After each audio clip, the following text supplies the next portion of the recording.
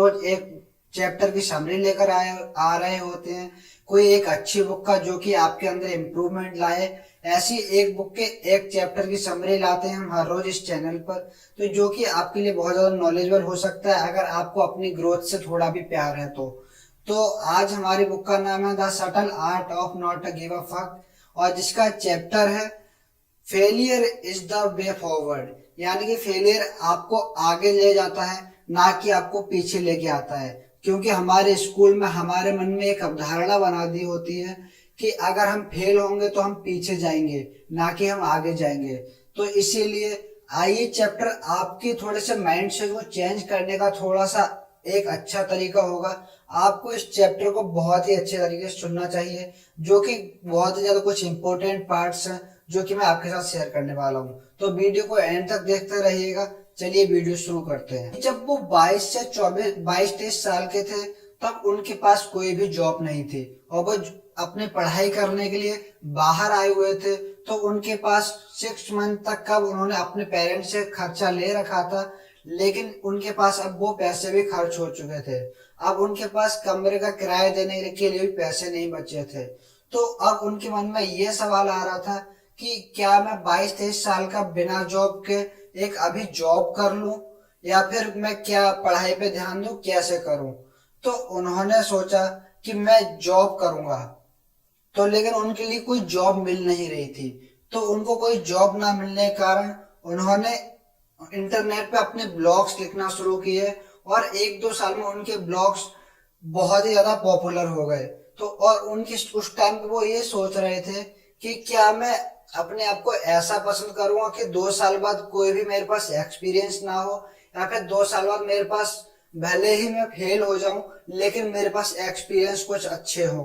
तो ऐसा सोच के उन्होंने अपना ब्लॉग लिखना शुरू किया, और उन्होंने 2 साल तक अपने ब्लॉग को कंटिन्यू लिखते रहे। और 2 साल में उनका ब्लॉग इतना बहुत ही अच्छे से फेमस हो चुका था उनके शहर में। तो जिससे कि उनको उनका रेवेन्यू भी थोड़ा बहुत मिल रहा था, जिससे कि उनका खर्चा भी चल रहा था, और साथ में उनके पास एक अच्छा एक्सपीरियंस आ गया था। इसको उस ब्लॉग को रन करने के लिए उनको डिजिटल मार्केटिंग, एसईओ वगैरह ये सारी चीजें भी स्किल्स उनको सीखनी हुई। इससे हुआ क्या कि जब उनके पास ये सारे स्किल्स आ गई तो उनको एक अच्छी खासी जॉब भी मिल गई थी, और साथ में उनके पास स्किल थी तो उनका अपना ब्लॉग भी चल रहा था। अगर आपको कभी भी लाइफ में कुछ भी काम करने का मौका मिलता है तो आपको हमेशा उसके लिए आगे बढ़ना चाहिए, ना कि आपको उसके फेलियर से डरना चाहिए।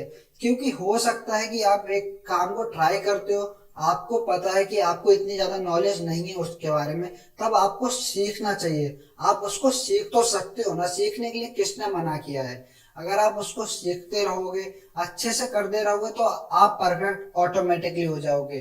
क्योंकि कभी भी कोई भी व्यक्ति शुरुआत में परफेक्ट नहीं होता है। अगर आप कभी भी सोच रहे हो कि भाई मैं जब इसको पूरे अच्छे से सीख लूंगा, या फिर पूरा परफेक्ट तरीके से जब मैं करना सीख जाऊंगा तब शुरू करूंगा, तो मेरे भाई ऐसा नहीं है। क्योंकि अगर आप जब शुरू करते रहोगे तब आप उनसे लर्निंग लोगे, और जब ये लर्निंग आप अपनी लाइफ में अप्लाई करते रहोगे, उस काम में अप्लाई करते रहोगे, तब आप आगे बढ़ते जाओगे। याद है एक बार पिकासो एक कैफे में बैठे हुए थे, और वहीं पर उन्होंने एक टिश्यू पेपर पे एक पेन लेके एक आर्ट बनाने लग गए। और उन्होंने आर्ट बना रहे थे, तभी कुछ महिलाएं उन्हें देख रही थी कि उन्होंने कोई लगभग 2 मिनट तक उस पेपर पर आर्ट किया, और उन्होंने कॉफी पी, और कॉफी पीने के बाद वो उस पेपर को, उस टिश्यू को फेंक कर जा रहे थे। तभी एक महिला ने उनको रोका और पूछा, क्या मैं ये पेपर ले सकती हूँ, मैं आपको इसके बदले में पे कर दूंगी। तब पिकासो ने कहा कि आप मुझे पे कर सकती हो, तो इसकी कीमत है $20,000। तो उन्होंने बोला कि हमने अभी तो देखा था कि आपने 2 मिनट में ये पेंटिंग बनाई है, और इसके आप $20,000 मांग रहे हो। वो एकदम आश्चर्यचकित हो गई। तो उन्होंने बोला कि मैं इस पेंटिंग के 20,000 नहीं मांग रहा हूँ, मैंने मेरी जो अभी तक की मेहनत है, जो मेरी एक्सपर्टीज है, मैं उसके $20,000 मांग रहा हूँ।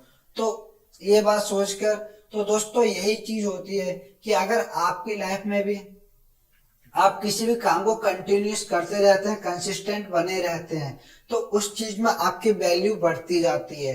ना कि घटती है, और आप उसमें एक्सपर्ट बनते जाते हैं, धीरे धीरे अच्छे बनते जाते हैं। अगर आप सोचते हैं कोई भी व्यक्ति अगर उसकी वैल्यू आपसे ज्यादा अच्छी है, आपसे ज्यादा फेलियर अपनी लाइफ में एक्सपीरियंस किए हैं, तभी वो आपसे ज्यादा आगे है या फिर आपसे ज्यादा अच्छी पोजीशन पर है।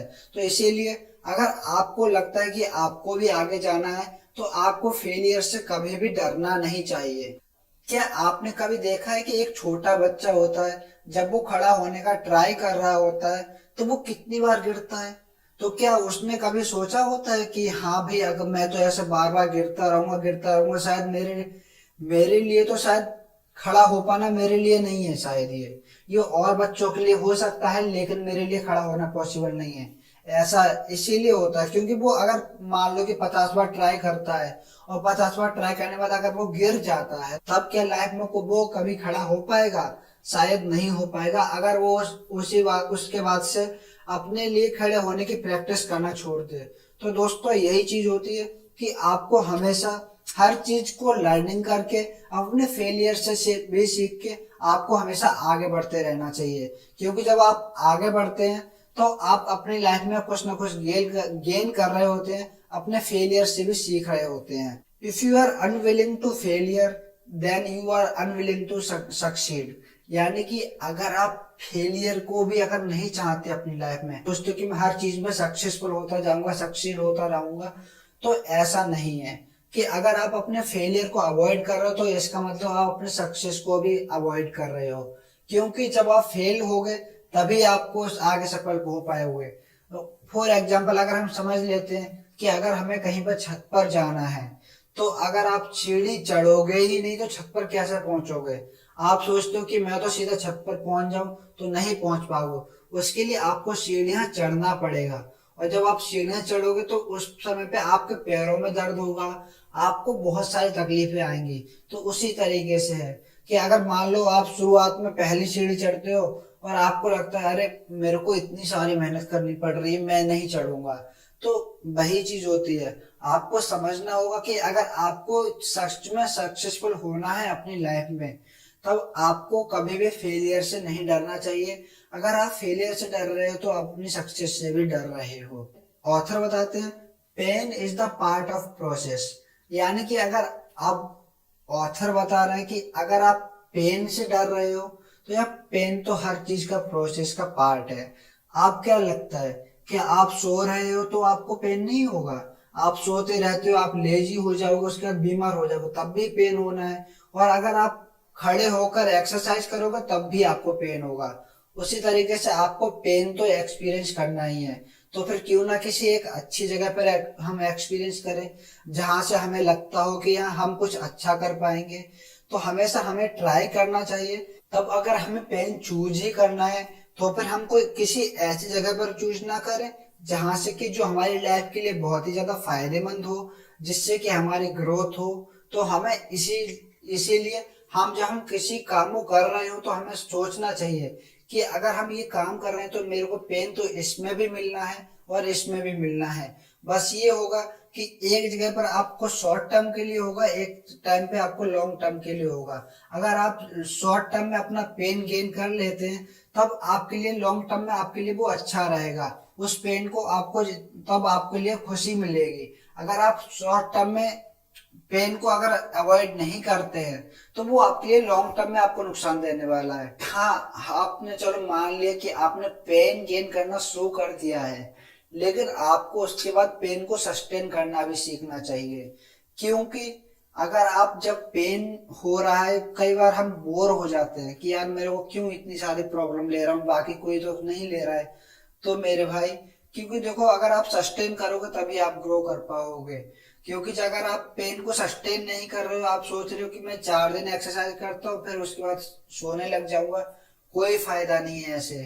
तो इसीलिए आपको पेन को सस्टेन करना चाहिए। और इस चैप्टर के एंड में ऑथर बताते हैं डू समथिंग फॉर्मूला। यानी कभी कभी आपको लगता है कि आप किसी प्रॉब्लम में फंस गए हैं, कि आपको उसका सॉल्यूशन नहीं आ रहा है, आप समझ नहीं पा रहे हैं कि आपको क्या करना चाहिए, या फिर आप कभी कभी आपको बहुत ज्यादा बोरिंग सा फील हो रहा है, तब आपको या फिर कोई बहुत कितनी भी कठिन प्रॉब्लम है, तब आपको डू समथिंग फॉर्मूला अपनाना चाहिए। तो ऑथर बताते हैं कि उस समय पर आप कुछ भी एक्शन ले लो, बस भले ही आपको समझ नहीं आ रहा कि इसका सॉल्यूशन क्या है, मुझे क्या करना है, लेकिन आपको उस समय पर एक्शन लेना है। आपका एक्शन आपको इंस्पायर करके मोटिवेट करेगा। यानी कि जब आप एक्शन ले रहे होंगे तब आप खुद से ही इंस्पायर हो रहे होंगे, क्योंकि जब आप कुछ करोगे तो ऑब्वियस सी बात है कि आप उस प्रॉब्लम से निकल जाओगे। भले ही यहाँ थोड़ा टाइम लगे, लेकिन आपको एक अच्छा एक्सपीरियंस होगा, जिससे कि आपको पता चल जाएगा कि हाँ, इस सिचुएशन से आपको कैसे हैंडल करना है। तो दोस्तों, ये थे कुछ टिप्स जो कि मैंने इस चैप्टर से पढ़े थे। आई होप आपको इनमें से नॉलेज मिली होगी। अगर डेली अपनी ऐसी बुक समरीज पढ़ना सुनना पसंद है तो बोलो हमारे डेली हमारे चैनल पर आ सकते हैं, और हम हर रोज एक वीडियो अपलोड कर रहे होते हैं। और वीडियो को लाइक कर देना, शेयर कर देना, कमेंट कर देना यार अपना मेन पार्ट, और वीडियो को एंड तक देखने के लिए